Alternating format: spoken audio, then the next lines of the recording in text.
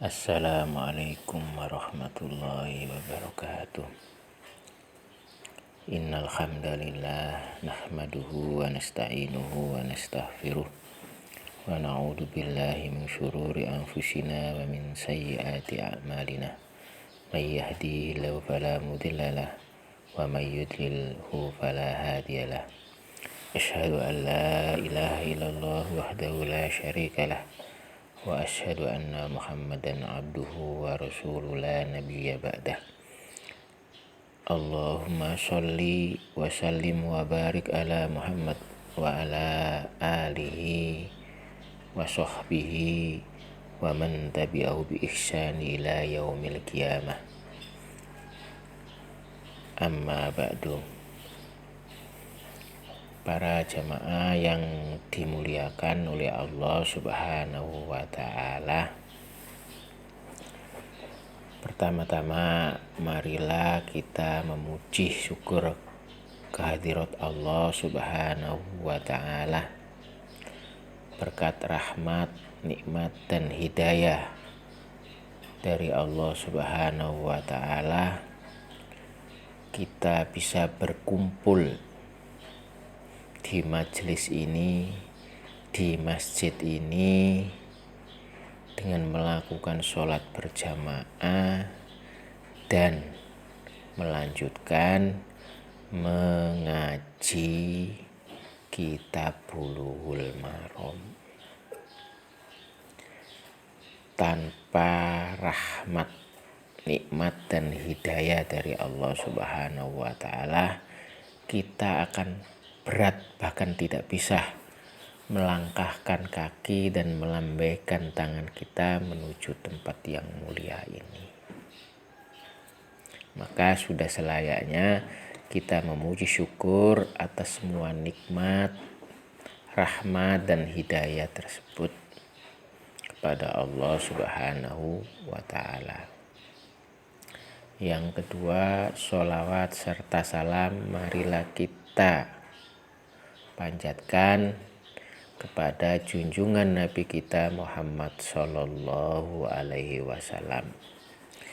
Berkat bimbingan dan suri tauladan beliau, sampai detik ini kita masih dalam keadaan Islam. Tanpa bimbingan beliau dan suri tauladan beliau, kita tidak mengetahui, bahkan tidak akan pernah mengetahui mana yang halal dan mana yang haram. Berkat bimbingan dan suri tauladan beliau, kita bisa mengetahui jalan Shiratal Mustaqim, mengetahui mana yang baik dan mana yang buruk, mana yang halal dan mana yang haram. Para jamaah yang dimuliakan oleh Allah Subhanahu wa ta'ala, pada kesempatan pertemuan kali ini kita tetap masih membahas tentang bab hal-hal atau perkara yang membatalkan wudu. Bismillahirrahmanirrahim. Wa an Abdillah, dan dari Abdillah ibni Abi Bakrin, Abdillah bin Abi Bakar, radhiya, semoga meridhoi Allah anhu, dari Abdillah bin Abi Bakar. Inna fil kitabi, sesungguhnya di dalam kitab atau di dalam surat, alladzi, surat, kataba yang telah menulis akan surat, Rasulullah sallallahu alaihi wasallam, di amri, untuk Amr ibni Hasmin, yaitu untuk Amr bin Hasmin, alla yamassa, bahwa tidak boleh menyentuh, alaiya masa, bahwa hendaklah tidak menyentuh Al-Qur'an, akan Al-Qur'an, illa tahirun, kecuali suci. Rawa telah meriwayatkan akan hadis Malikun Imam Malik mursalan, yaitu hadis ini menurut Imam Malik adalah hadis yang mursal, yaitu hadis yang terputus, ada yang dihilangkan di dalam perawinya. Misalnya dari tabi'in langsung ke Rasulullah Shallallahu Alaihi Wasallam. Wa wasolahu, dan memausulkan An-Nasai, Imam Nasai, wa Ibnu Hibban, dan Ibnu Hibban, wahwa, dan hadis ma'lulun, cacat. Para jamaah yang dimuliakan oleh Allah Subhanahu wa Ta'ala, menurut hadis ini tidak boleh menyentuh Al-Quran kecuali dalam keadaan suci.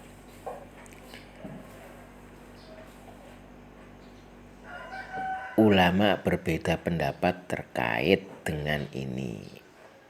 Perbedaan pendapat terkait apakah menyentuh Al-Quran itu harus dalam kondisi berwudu atau bersuci atau tidak, ini dilandaskan pada Al-Quran surat Al-Waqiah. La yamassuhu illal mutahharun. Hendaklah tidak menyentuh kalian illal mutahharun, kecuali suci, dalam keadaan suci.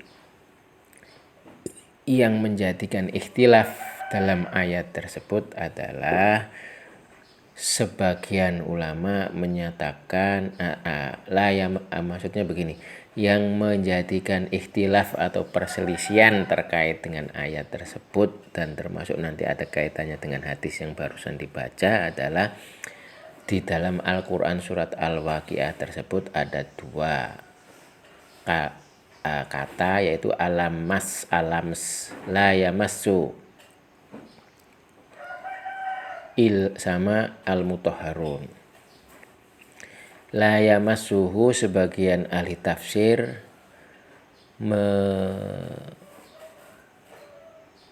mengatakan bahwa itu adalah kalimat larangan, janganlah menyentuh. Jadi mengartikannya janganlah menyentuh. Illal mutahharun. Kemudian yang kedua, kalimat atau kata mutahharun itu diartikan manusia, yaitu manusia, kecuali manusia yang dalam keadaan suci. Janganlah menyentuh Al-Quran, la yamassuhu, janganlah menyentuhnya atau menyentuh Al-Quran kalian semua, illal mutahharun, kecuali manusia yang dalam keadaan suci. Ulama yang mengartikan ini berpendapat bahwa menyentuh Al-Quran harus dalam keadaan suci. Jadi kalau ada orang yang mau menyentuh mushaf Al-Quran, maka harus berwudu dulu, kecuali jika dalam hadas besar maka harus mandi janabat baru boleh menyentuh mushaf Al-Quran.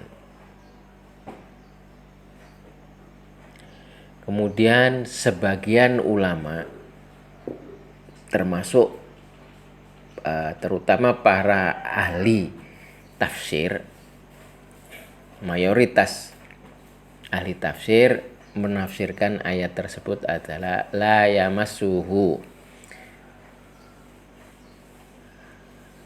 hendaklah tidak menyentuh kalian semua, hendaklah tidak menyentuh Al-Quran kalian semua, illal mutahharun, kecuali dalam keadaan suci. La yamassuhu, mereka menafsirkan bahwa la yamassuhu di situ yang dimaksud dalam surat Al-Waqiah tersebut adalah kalimat berita, bukan kalimat larangan atau fi'il larangan, nahi. Sedangkan itu adalah khobar, berita, kalimat berita bahwa hendaklah tidak menyentuh Al-Qur'an illal mutahharun. Kemudian mutahharun di sini adalah bukan manusia tapi para malaikat. Kenapa para malaikat? Karena Al-Qur'an diturunkan pertama kali itu secara langsung di langit dunia. Jadi kondisinya di sini adalah pada saat di langit dunia malaikat tidak boleh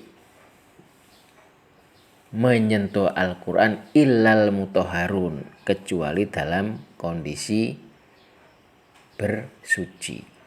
Bisa kita bayangkan jika larangan ini berlaku termasuk di dunia, maka para jamaah bisa membayangkan di pabrik-pabrik Al-Qur'an setiap kali ada orang karyawannya kentut atau batal wudunya, maka harus berwudu lagi, kentut lagi atau batal lagi, berwudu lagi. Berapa kali harus mereka berwudu pada saat mencetak Al-Qur'an? Dan ini pasti akan merepotkan mereka, dan bisa jadi kertasnya juga basah karena kena air wudhu tadi.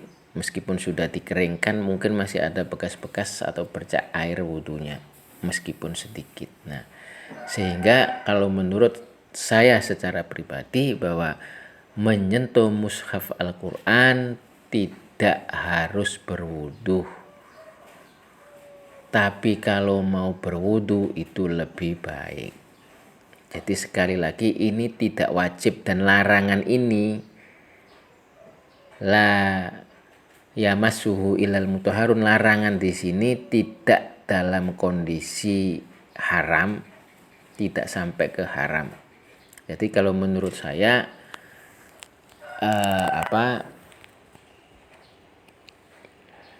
kalau memang itu diartikan sebagai kalimat larangan, larangan itu tidak sampai haram. Tapi yang lebih bagus, yang paling kuat, lebih mendekati pendapat yang paling kuat adalah la yamassuhu, di situ diartikan sebagai kalimat berita, hendaklah tidak menyentuh Al-Qur'an illal mutahharun. Sama dengan hadis ini. Hadis ini bagi ulama yang mewajibkan harus wudhu ketika mau membaca Al-Qur'an atau mau menyentuh Al-Qur'an, mushaf Al-Qur'an, dasarnya hadis ini. Tapi hadis ini menimbulkan ikhtilaf, perselisihan di antara para muhaddisin, para ahli hadis, bahwa hadis ini banyak yang meskipun bukan dhaif tapi statusnya sama dengan dhaif, banyak yang berpendapat bahwa hadis ini adalah hadis yang cacat karena perawinya banyak yang dibuang, ada sebagian yang dibuang. Sehingga sekali lagi menurut saya secara pribadi, pendapat yang lebih mendekati kepada pendapat yang terkuat adalah pendapat yang menyatakan bahwa menyentuh Al-Qur'an tidak wajib berwudu. Wa an Aisyata, dan dari Aisyah radhiyallahu, semoga meridhoi Allah anha, dari Aisyah, qalat, berkata Aisyah, kana adalah Rasulullah sallallahu alaihi wasallam yadhkuru, berzikir Rasul Allah akan Allah ala kulli ahyanihi, atas setiap di sepanjang hidupnya. Rasul telah meriwayatkan akan hadis Muslimun, Imam Muslim, wa alaqad, dan memu'alakan akan hadis Al-Bukhari, Imam Bukhari. Kalau menurut hadis ini menunjukkan bahwa Rasulullah membaca Al-Qur'an dalam keadaan berwudu, suci, dan tidak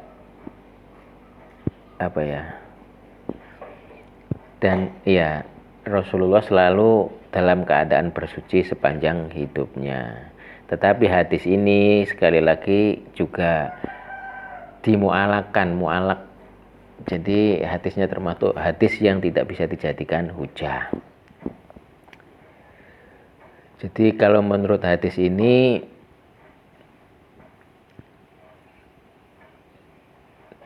Nabi selalu berzikir, selalu ingat kepada Allah Subhanahu wa taala di sepanjang hidupnya, termasuk membaca Al-Qur'an, artinya dalam keadaan bersuci. Tetapi sekali lagi hadis ini adalah hadis yang dimu'alakan oleh Imam Bukhari, sehingga termasuk beberapa ahli hadis yang lain, sehingga tidak bisa dijadikan hujah. Wa an Anasin, dan dari Anas ibni Malik bin Malik radhiyallahu, semoga meridhoi Allahu Allah anhu, dari Malik, anan Nabiya, sesungguhnya Nabi sallallahu alaihi wasallam ikhtajama berbekam Nabi, wasolla, dan sholat Nabi, walam yatawaddo, dan tidak berwudu Nabi. Akhraja, telah meriwayatkan akan hadis ad-Daruqutni, Imam Daruqutni, walayyana, dan melemahkan Daruqutni akan hadis. Dari hadis ini bahwa Nabi Shallallahu alaihi wasallam berbekam kemudian sholat dan tidak berwudu, tetapi hadis ini dilemahkan oleh Imam Daruqutni sehingga tidak bisa dijadikan hujah juga. Wa an Muawiyah, dan dari Muawiyah, qala, berkata Muawiyah, qala, bersabda Rasulullah sallallahu alaihi wasallam, al ainu mata wika usyahi, yaitu wika usahi, yaitu pengikat dubur. Wa idza namat, maka apabila tidur, al ainani, dua mata, istatlaqa, terlepas al wika'u, pengikat. Rawa, telah meriwayatkan akan hadis Ahmadu, Imam Ahmad, wa Tabrani, dan Imam Tabrani, seperti yang sudah saya jelaskan di pertemuan sebelumnya.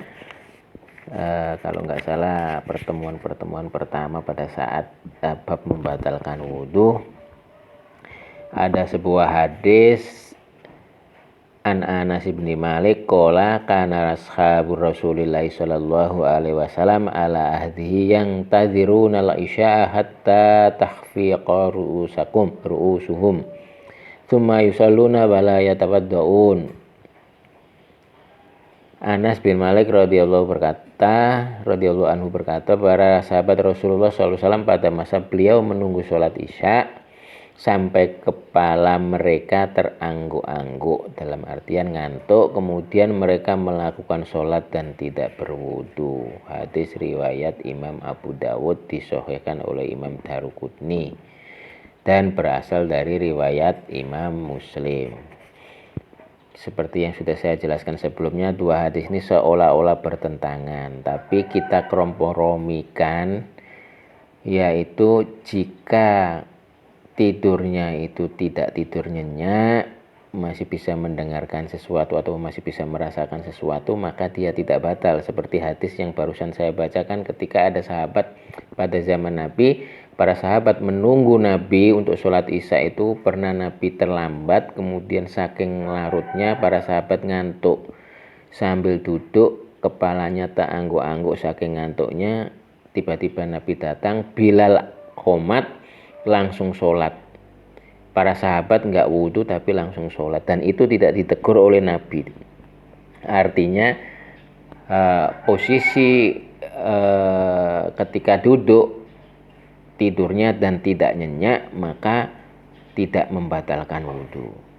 Sedangkan dengan hadis yang dibaca belakangan ini tadi, yaitu mata adalah pengikat dubur, dan jika mata tertidur maka terlepaslah pengikat dubur tersebut.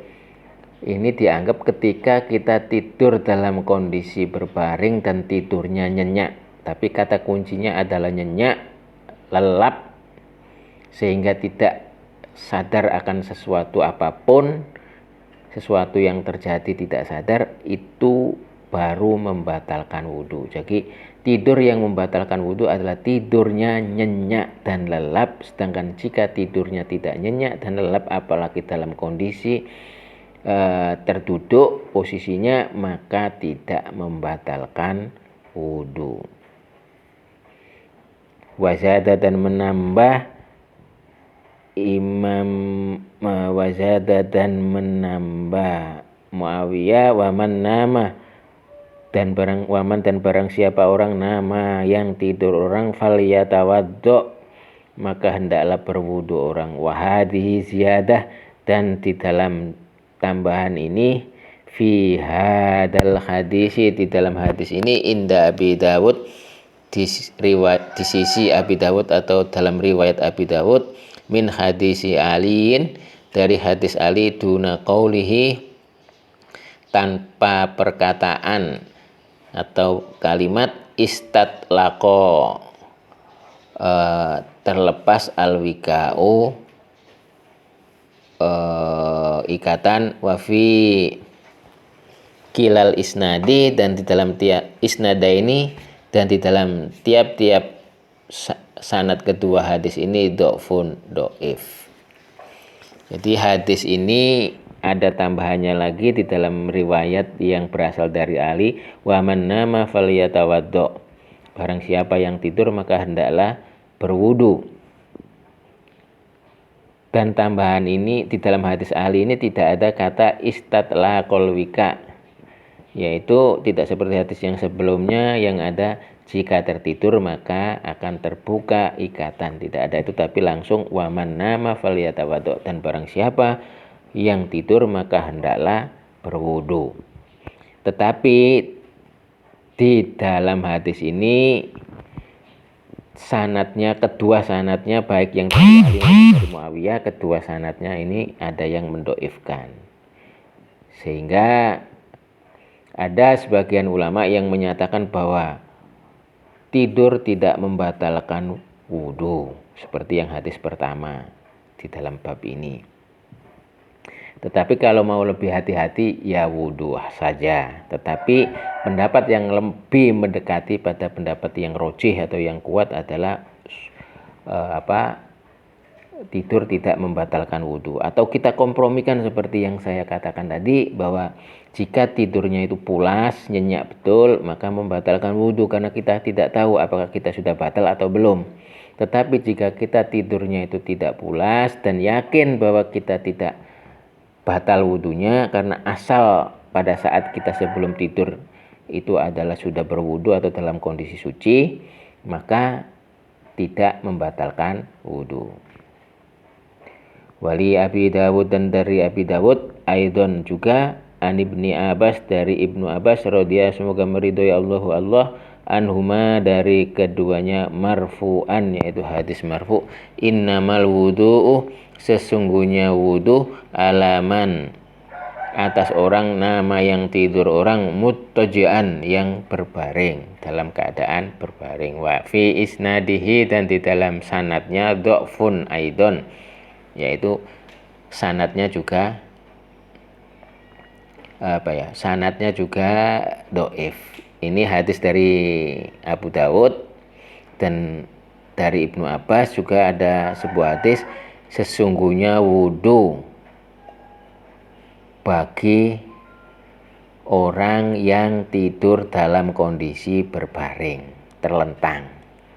Tetapi hadis ini sanadnya dhaif. Ada yang ulama hadis yang menyatakan bahwa sanadnya dhaif. Jadi tetap kembali ke yang seperti saya ungkapkan tadi atau saya katakan tadi, patokannya bukan pada saat kita berbaring atau duduk, tetapi patokannya adalah nyenyak atau tidak, pulas atau tidak.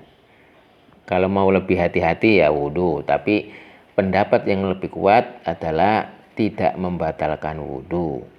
Cuma kita batasin untuk mengkompromikan beberapa hadis yang seolah-olah bertentangan ini. Kalau wudunya pulas betul maka kita berwudu untuk lebih hati-hatinya. Tetapi jika memang kita masih sedikit sadar, tidak terlalu pulas, maka tidak perlu berwudu.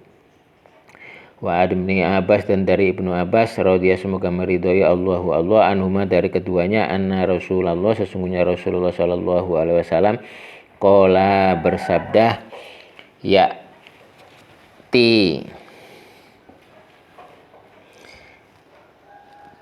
datang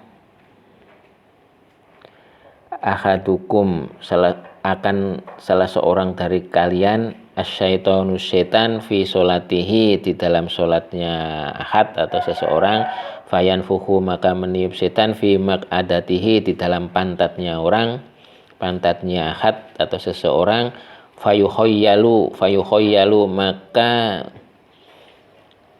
dibuat menghayal ahad seseorang ilaihi kepada tiupan, annahu sesungguhnya seseorang akhdasa telah berhadas walam yuhdis dan tidak berhadas orang, faida wajada maka apabila menjumpai orang dzalika yang demikian itu fala yansarif maka hendaklah tidak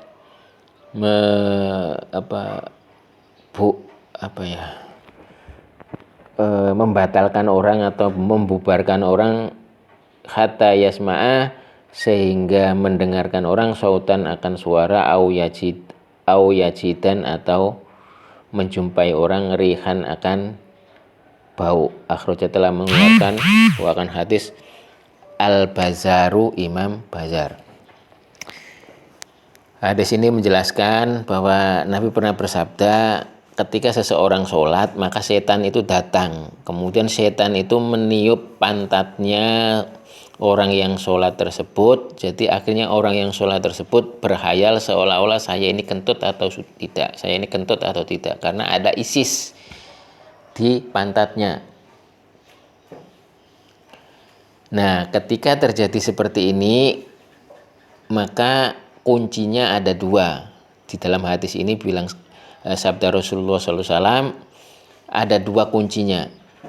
Jangan Anda membatalkan sholatnya atau membubarkan sholatnya sebelum mengetahui dua ini, salah satu dari dua ini. Yang pertama, jangan batalkan sholat kecuali Anda mendengarkan suara, yaitu suara apa? Suara kentut. Jika tidak mendengarkan ya sudah, nggak usah dibatalkan. Atau kalau nggak mendengarkan suara ya mencium bau, karena kentut itu ada dua, cium yang kentut yang bersuara dan kentut yang tidak bersuara. Biasanya kalau kentut yang bersuara itu tidak bau, dan biasanya kentut yang tidak bersuara itu bau. Maka cara untuk mendeteksi ketika kita sholat kemudian kita ragu-ragu, perut bunyi kruk-kruk kayak ada suara angin, apakah kita sudah kentut atau belum? Maka dua kuncinya, yaitu satu, jika kita betul-betul mendengarkan sendiri di telinga kita bahwa kita mendengar suara kentut dari kita, dari dubur kita, atau kita mencium bau. Jika tidak ada itu maka tidak perlu membatalkan sholatnya. Wa asluhu, dan asalnya hadis fi shahihaini di dalam kitab dua kitab sahih yaitu Bukhari Muslimin, hadis Abdillah bin Zaid, di dalam hadis Abdillah bin Zaid. Asalnya hadis tersebut adalah dari riwayat Bukhari Muslim yang berasal dari Abdullah bin Zaid. Wali Muslimin, dan dari Imam Muslim, dan untuk riwayat Muslim, an Abi Hurairah, dari Abu Hurairah radhiyallahu, semoga meridhoi Allah anhu, dari Abu Hurairah nahwuhu seperti hadis di atas.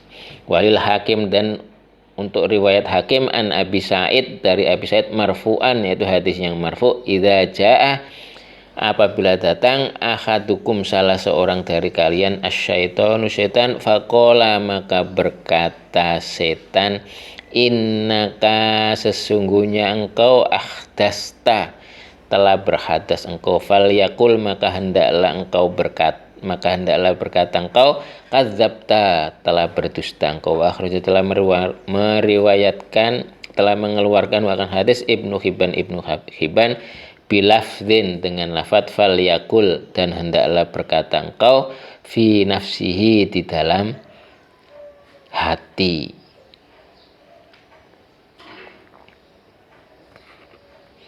Para jamaah yang dimuliakan oleh Allah Subhanahu wa taala, hadis yang ini juga mirip dengan yang tadi. Jadi ketika kita sholat kemudian setan itu membisikin pada diri kita, engkau telah hadas, engkau telah batal sholat, wudumu telah batal, maka hendaklah engkau menjawab kadzabta, engkau telah berdusta. Demikian yang bisa saya sampaikan bab terkait tentang hal-hal atau perkara yang membatalkan wudhu telah selesai. Nanti kita lanjutkan pada bab yang selanjutnya. Mudah-mudahan bermanfaat. Billahi taufiq wal hidayah. Wassalamualaikum warahmatullahi wabarakatuh.